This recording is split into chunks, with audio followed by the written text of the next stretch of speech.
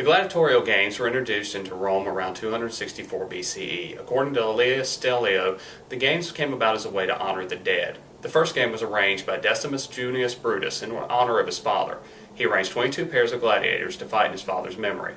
This tradition would continue for the next several hundred years. The gladiators were comprised mostly of slaves. These slaves consisted primarily of war prisoners. These types of slaves were often made into gladiators because of their experiences with battle. Other prisoners were also made into gladiators. These former citizens, now stripped of their rights, were made to fight in the arena. In most cases, this was a death sentence. According to Stellio, the person could be considered a criminal if they had committed banditry, arson, or even tax evasion. A few of these criminals were also political prisoners who were forced to compete in order to silence them.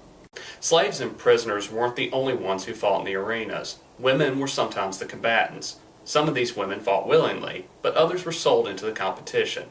Historian Rick Steves notes that sometimes even the nobility entered the arena.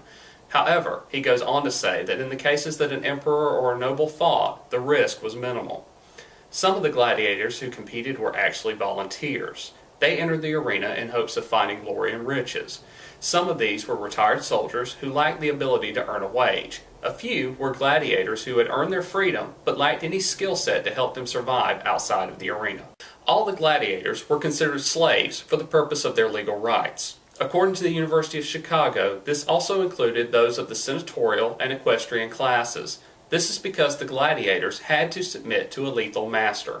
Socially, though, gladiators were celebrities. The spectators would flock to the stadiums to watch and cheer their favorites. As previously mentioned, the games were used to honor the dead by holding battles in their name. However, the games were in danger of being outlawed in 75 BCE after an escaped gladiatorial slave named Spartacus staged a revolt. According to Steves, Spartacus amassed an army of over 40,000 escaped slaves, many of whom were former gladiators. Spartacus had escaped from a gladiatorial school along with 70 other slaves. According to Kathleen Coleman of the BBC, they staged many successful raids on outlying Roman cities. This caused the Roman government to send out armies to suppress the uprising. 3 men led armies against Spartacus and his men: Crassus, Pompey, and a young officer named Julius Caesar. According to Steves, Crassus and Pompey forced Spartacus into the toe of Italy while Caesar dealt with any reinforcements or fleeing slaves. Together, they eliminated the threat to Rome's peace, and Spartacus was killed in the battle. All 3 men gained accolades for their victories. According to the official website of the Roman Colosseum, the 3 men formed an alliance that would allow them political dominance in the Senate for many years.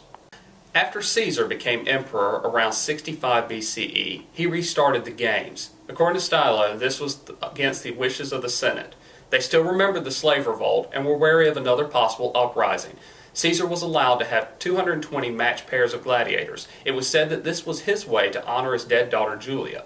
However, Caesar enjoyed the games, and so did his people. The official website of the Roman Colosseum claims this is why over the next few years the games would go from being a method of revering the dead to a form of entertainment. In 325 AD, Emperor Constantine banned the games. Steve says that this was because he abhorred the use of children and animals in the arena. The games continued despite the royal decree.